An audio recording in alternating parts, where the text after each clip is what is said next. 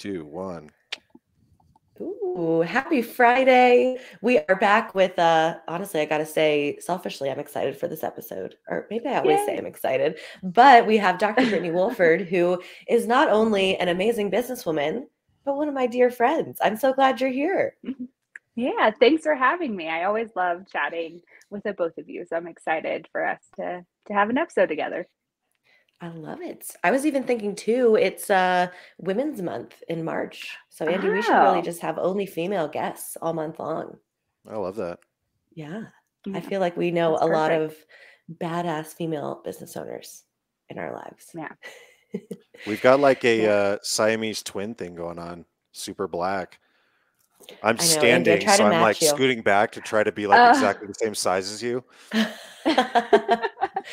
I know Andy always wears a black t-shirt, so it's helpful like if yeah. I'm ever like, oh, I want to match him, I just wear a black t-shirt too. And There you you go. know, for those who are watching and don't know, I'm 8 months pregnant and very few things in my closet fit me. So it was black t-shirt day. Love it. Love this. I mean, when you're doing like recordings and stuff, like that's what you're supposed to do, right? Like plain solid colors are like the best. So I mean, I will say though, I'm glad good you brought the staple. pop of color this morning. We needed that for Friday. Okay, thanks, thanks. It's my token. I always just put a scarf over a sweater and you're good to It's go. nice. Hey, you got to have your signature look. It works. So I I will want to say make I'm not sure. looking forward. Okay. Oh, I'm not looking forward to it being spring and it no longer being socially acceptable to just wear sweaters and leggings all the time. I So I'm know. not looking forward to that. Andy, Maybe need to is that go. just like such a struggle for you? Preach. It's my game. Andy has his one like Big Lebowski sweater that we always joke about that he bought Yeah. for an ugly sweater party, but it's like actually a really nice sweater. Ah, It really pisses me off nice. all the expensive clothes that I wear to work and people don't give a crap. And then I wear my Big Lebowski sweater and everybody gives me compliments. So it's definitely the most complimented piece of clothing I own and got it by accident, but that's how it happens. You know, that came out in 93. You could dress up as Big Lebowski next weekend. Yeah. There you go. I'm having a little 1993 themed birthday party, so I'm totally revealing my age to the world, which is totally fine. I'm turning 30, and we're all Woo. dressing up like it's 1993. Anyway, we can talk about business stuff, and I want to make sure I introduce Brittany in case you guys don't know her. She's the owner of Lone Wolf. She works with individuals, couples, and groups, helping them feel more connected to themselves and others. Specializes in dating, online dating, divorce, breakups, couples, premarital therapy, trauma, sexual functioning, and anxiety and depression that often results from these difficulties. So, really, you're helping people with some of the biggest problems in their lives. You probably should have given the whole suffix of Lone Wolf Psychological Services. Brittany's a Oh, therapist, y'all. fair. Yeah. So I like Andy's intro. There you go. Mic drop. Yeah. Right? Yeah. Brittany, give us a little background. Like, what brought you into this world for people who haven't heard your story yet? Yeah. So I always say my like come into therapy moment. I'm sure that both of you have heard this way too many times at this point. But was in seventh grade. I had a friend who was experiencing some unrequited love, as we all do in junior high or middle school. I had that And yesterday. like had yeah, or every day. I don't know. Most people in life are experiencing this. But yeah, so had helped her through that. And afterwards, she's like, you should do this as a job. And I was like, cool. And so then that's kind of what I've done ever since seventh grade. So I'm a weirdo, one of those weird people that like decided what to do from like very early on. And so grad school, all of that focused on relationships and trying to figure that out. I identify, I know we're going to talk a little bit more about like attachment, and I very much identify as this as an avoidant attachment soul. And so connecting with people and developing that intimacy, it was like really challenging or just felt like kind of like a mystery of how do I deepen relationships. And so that like kind of inspires and like diving in and really understanding what healthy relationships are. And then came to Denver now 4 years ago, and Lone Wolf has been up and running now for 3 years. And yeah, diving into all things relationships. We say, relationships bring us the most pain and also the most joy. And so when it comes to mental health, that's, it's kind of what life's all about, is relationships and connection. So we focus on the spectrum of different relationship things that might come up. Right. And obviously we, love what you're up to because, I send all of my matchmaking clients that I can to you, romantic matchmaking clients.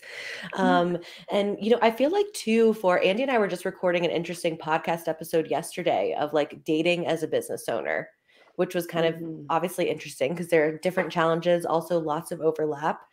But I would think that as a business owner too, it's like if you don't have your personal relationships kind of in check and feeling good, that's going to impact your business relationships too.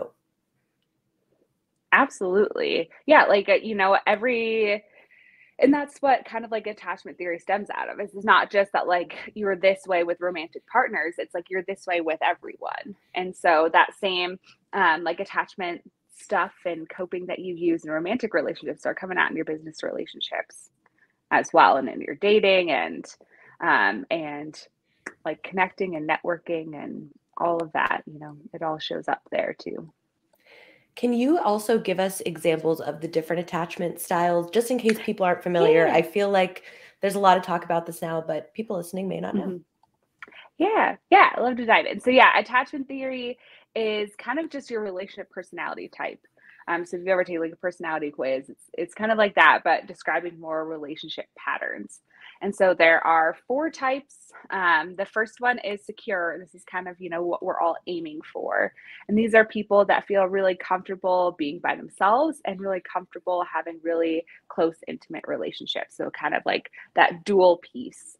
And so just kind of feeling at peace in their relationships. These are people in your life that, maybe have good relationships with their family, have a good, secure romantic relationship, have a good group of friends. Like you notice they just kind of like are really doing well in relationships.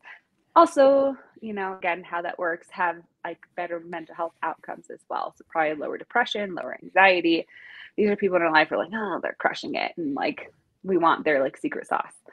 And then we have on the 2 different spectrums, we have anxious and avoidant. So with the anxious attachment style, these are folks that are just a little bit more preoccupied with their relationships, a little bit more worried about rejection. They're just have a little bit more like emotional excitement. And so when they're upset, when they're happy, there's just a little bit more intense emotionality there. So these are people that are probably serial monogamous, or like have on and off again relationships. They also typically have really good like social relationships because they really value relationships, and just a really like connection with people is really important. So this is your friend that like always remembers your birthday and like is just always excited to be around you and very generous. So they might have some of that anxious attachment pieces as well. And then avoidant attachment on the opposite spectrum. These are folks that have, learned that maybe others aren't as reliable. So they just depend on themselves. They kind of think others are needy and get really protective if they feel like people are trying to like take advantage or use them in a certain way and kind of shut down and back off. They're also very like emotionally muted. So we could be in a like big disagreement or fight, and they're just kind of talking in a regular tone, like, I'm fine. Those are kind of more of our avoidant folks.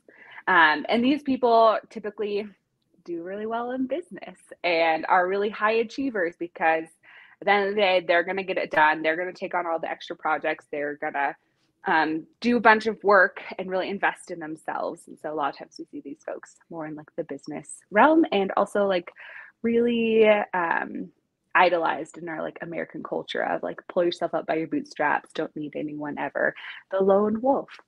And so those are kind of like 2 spectrums. And so then we have folks who have more of a fearful attachment. And this is a lot of times if you've had trauma in your past or really kind of chaotic upbringing, we have both anxious and avoidant tendencies. So they may want a lot of closeness and then push away. So you've ever experienced this like push pull from someone of like they really want to be close, but then they push away. They probably have some of that like battle of anxious and avoidant coping going on. I feel like that fearful attachment style has got to be just very difficult to navigate, it sounds like. Yeah, I mean, research says that like this is like kind of the like people that struggle the most with relationships. Um, Anecdotally, I'll say like working in a therapy setting and really talking to people about attachment, I think that like we all have these different strategies. We all have different ways to kind of close up and protect ourselves, or ways where like we're nervous about rejection and we may act out in a certain way. So I think there's a lot more people that may have some of these like tendencies and reactions than we realize, and might not look as like extreme as the research may talk about some of these folks. Fair. And I know too, I tend towards avoidant. It was interesting that you said that tends to be like business owner types, which kind of does make sense. You're like, yeah, I got this on my own. I can run a business. Yeah, exactly.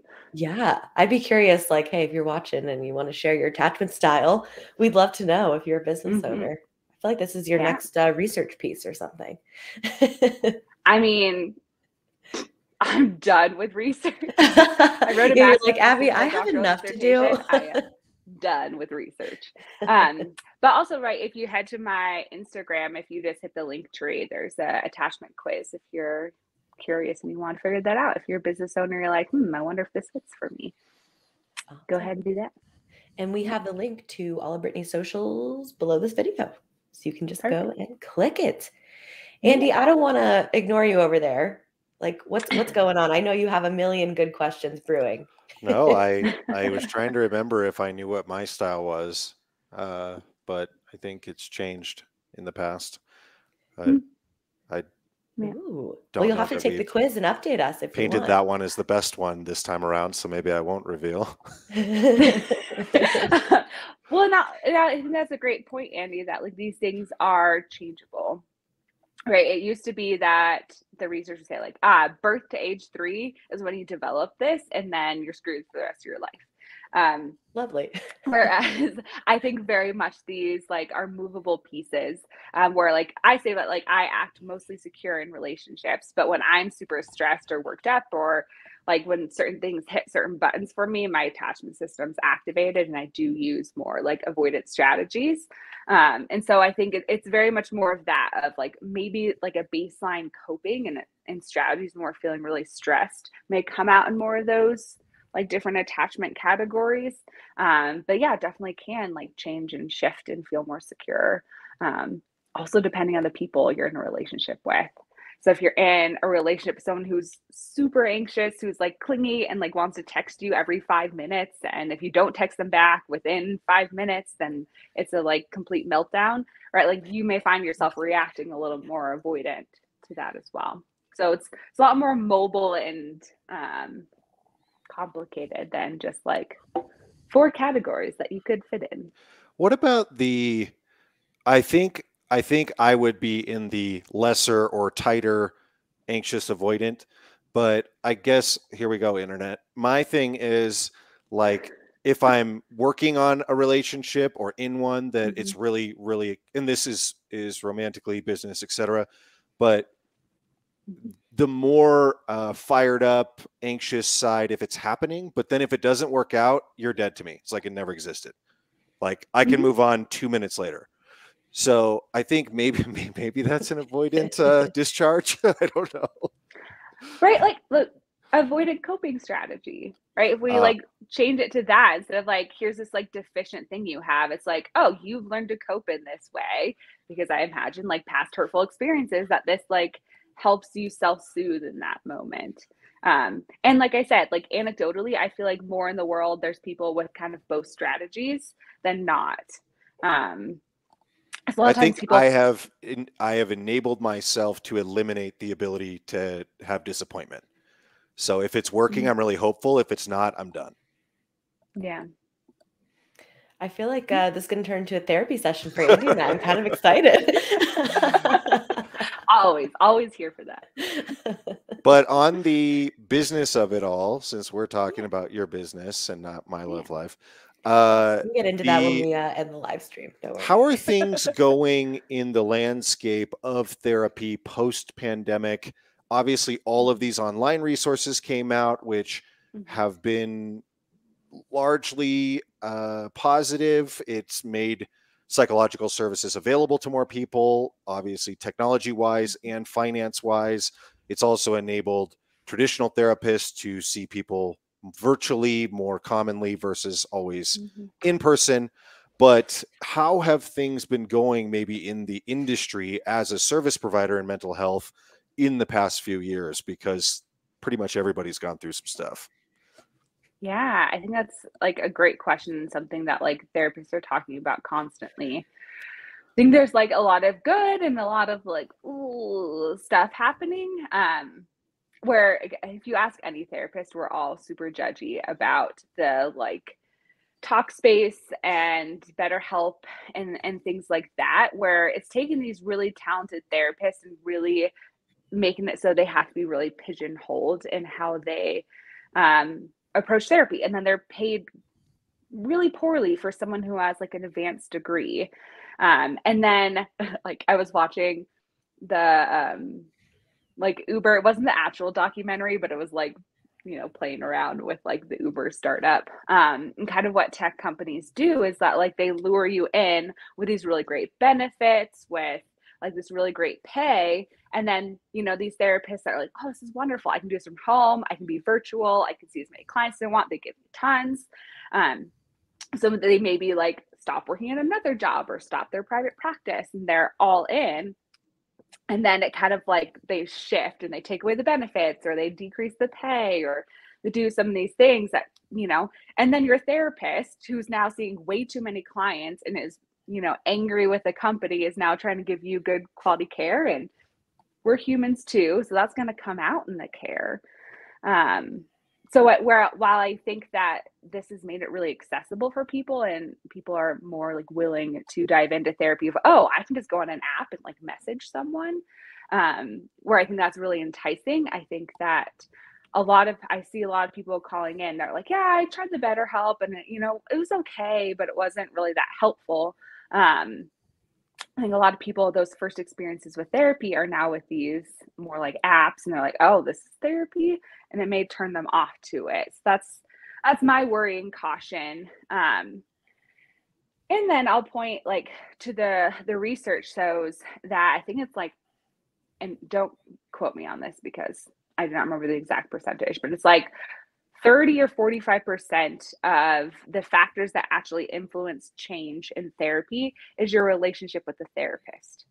So we have all this like chat Interesting. GT and these like BetterHelp where you're just like texting with your phone, where you're not actually developing a relationship with your therapist. So, you know, again, 30 to like 45%. It's like the biggest chunk. I don't remember exact percentage.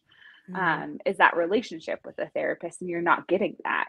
So that amount of change, you know, it's not likely to happen in those spaces. So while yes, I want access for everyone, and I think these are really great for like mental hygiene skills. So things that are really concrete behavioral things that you can add into your day. And I love that the internet, TikTok, that BetterHelp, all these things are really providing a lot of like skills for folks. But I think that like deeper relational work still has to be done with a person, either like virtually or in office. So I'll pause there. I have more thoughts about technology, but I wanted to give you all a I would chance to assume react. too that probably is especially heightened if it is a couple seeking therapy, because if you're with them in person, you can sense their body language, you can get the full frame picture versus sitting side by side in front of a Zoom in your own home with kids running by or whatever. Yeah. Yeah. I mean, if a couple told me they'd used like one of the apps or something like that for couples therapy, like it makes me a little like sick to my stomach, because it's just there's so much going on and so much in the moment. And we call something called like catching the bullet, is like our job of like when a partner says something like sharp or harsh, like our job as a couples therapist is to catch the bullet before it hits the other person, because if they say something like that, that shuts down all vulnerability, and then, you know, therapy from then on is not very good because their walls are up. So yeah, I'm imagining in that space that if it is more like AI or computer generated things, like that's going to really not be helpful for that. So do you take on people that you have for the life of your time together worked with only virtually? I mean, it's important to say that it's not just synonymous of these virtual services and the virtual experience. Regular therapists also see their people remotely. Yes. Yeah. So that's like the other half. There's the tech companies coming in and trying to streamline and break down what therapy is in these ways that really, again, good for mental health hygiene, but not really great for that like more like sustainable, deep change. And on the other side, like that virtual piece that we now have more access to, I think is like so wonderful. And I do have clients that I've like only ever seen virtually, and we do have a great relationship, and we do have great rapport. I'll say also for couples, it's really helpful not having to hire a babysitter, not having two different people having to commute through rush hour. And then I'll say as a therapist, right? Like if you've ever been in a room with like one of your friends who are like a couple who are in a fight, and you just feel that like that intensity. Not a good feeling. Yeah, right. Like for me as a couples therapist, that like having that screen or having that like kind of virtual distance allows for me to regulate my nervous system better so that I can be more present and, I can catch the bullets more than like feeling really activated myself. So I think for couples therapy, virtual can be a really great option. Again, I'm all for in person, especially if you feel like that is like a really great fit for you and that works and location's great. You both can make it there. I think, in person's really wonderful. The other really great thing that came out of COVID is a lot of more universal licensing. So there is PsyPact and Compact. So PsyPact is for psychologists and Compact is for people with licensed counselors, I think licensed social worker. So more like the master level degree in licensing. So multiple states. So right now, PsyPact, I think it's 34 states. So, right, like we have an expertise in this area of working with couples and a relationship and attachment, and especially like non-monogamous couples or queer couples, where someone maybe in Alabama might not be able to find a therapist who maybe fits some of those things that they're looking for. So now they have access to us via virtual services. I also have several travel nurses. So this has been really wonderful for them. If they are, hopping around different PsyPact states, like they can keep the relationship with me and they don't have to find a new therapist for the 3 months that they're in a new space. So I think it's really opened up what that can look like for therapy instead of being like, you have to be in my office in the state of Colorado and that's the only way I can see you. Right. And I could Long-winded imagine answer. like, hey, this is good. I can imagine it's also made you busier in a way too. Like, how do you balance, the work you do is not just emotional for the clients, but I'm sure obviously it takes a lot of your emotional energy. So how do you kind of balance that yourself? Man. Yeah. And that's, definitely something just being in private practice by myself that I noticed when I was just seeing clients, all day long by myself, not really interacting with many other therapists or anything like that, or having any different roles. I was realizing that was like impacting me more. And so as a way to kind of combat that and wear different hats and getting to stretch these different muscles that, I really love, I then started growing my practice. So right now, I actually have another wonderful therapist who is amazing. And I know, Abby, you've met her. I don't know, Andy, if you've met Mallory. But we do like a shared training space. So we both have postdocs and students, and we kind of do some trainings together. So my week is now filled with some like supervisory, administrative tasks, supervision, doing like different trainings with our therapists and like administrative business pieces, which can be really exciting and fun. And I'm also starting to teach a course at a couples therapy course this spring. And so I'm getting to wear and put on these different hats in a way that I'm still utilizing all of these skills that I've developed, but in a way that really protects some of that emotional energy. Yeah. So exciting. And what have been, I guess maybe some of the challenges in growing your business and, bringing on new people, getting a new space? Sorry if I'm spilling the Yeah. beans. Yeah. Well, yeah. So I was really lucky that I got an office during the pandemic.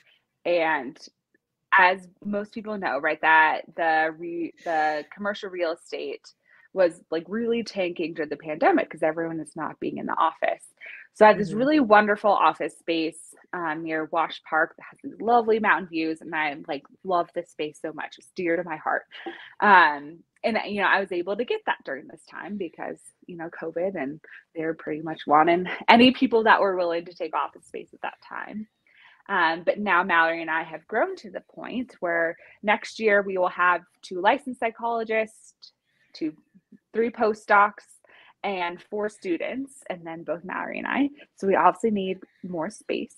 And so we will be opening a new office in the like low-high area. So we'll be able to do more like South Metro and North Metro, kind of hitting both ends. And that will be a really wonderful, cool space. It's right off of 25, super easy to get to. So we're super excited about that. That will be opening up in May. So yeah, I think it's just Awesome. the growing point where I went to school for therapy and not for business.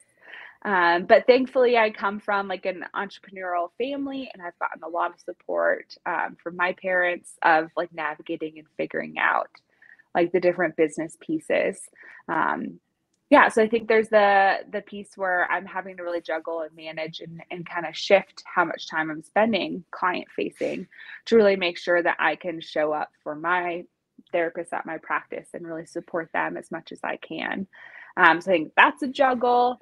I think just the expansion piece of figuring out like where I need help and support, like more administrative support in these different areas, and figuring all that out. I know I've like poked Abby several times of like, once you have the baby, you want to become my like community ambassador marketer, please I don't know. do. It's a tempting job. I don't know how Andy might feel about that, but I feel like I could do 3 jobs. Why not? Oh gosh, with the newborn, I'm sure. Oh Right? gosh. Right. So what happens when you Abby kind of touched on it a minute ago in terms of your own mental health for therapists. So now that you are responsible for, you said licensed therapists, postdocs, trainees, students, Mhm. I have heard a lot of things on podcasts and in a couple people that I know about therapists that pre-pandemic were like still down to see 35, 40 people a week. Let's just stack an 8-hour day. Mhm. And now I only want to see 20, or I only want to have 50 total people. It seems like a lot of therapists needed to reduce their workload, and maybe having some of them be remote or virtual makes that a little easier than in Mhm. person. But now that you're responsible for other people's success, they obviously want to make money. This is their job. Mhm. But how do you manage the workload of the different practitioners that are in your practice, Mhm. and maybe if it varies between person to person? Yeah. So I think that goes to both Mallory and I shared values around this training consortium and just having people, is that we don't want that, or we don't, because you're not going to be a good therapist, and we want to support clients. Whereas like we are mostly private pay, and our postdocs and our licensed therapists are charging quite a bit, but that's so they can have a smaller caseload and really dedicate time to their clients, to their own training, to their own supervision experiences, and all these different pieces. That's really important to Mallory and I. So we say our expectation is 20 to 25. We don't want you seeing more than that. And have like a big expectation around that.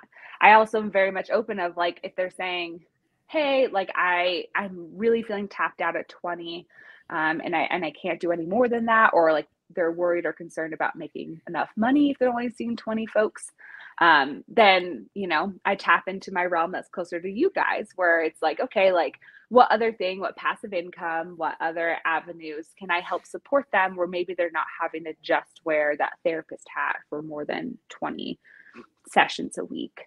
So very much Mallory and I are protective over our people and not wanting them to burn out, because I know I've had a lot of colleagues and friends that they're in centers where they're seeing 10 people a day, and that's not ethical. You're not a good therapist if you're sitting with people's like deep emotions for 10 hours a day. You're not a good therapist at that point. You are just like client mill. That's very much not what we want to be. Now, also to combat that, right, we want to really advocate for our therapists. We want them to be paid well and paid, for the degree they have, right? These therapists have their doctors. They've been in school for 5 or 6 years, graduate school, not even undergrad. So we want them to be paid adequately for their degree and for their time.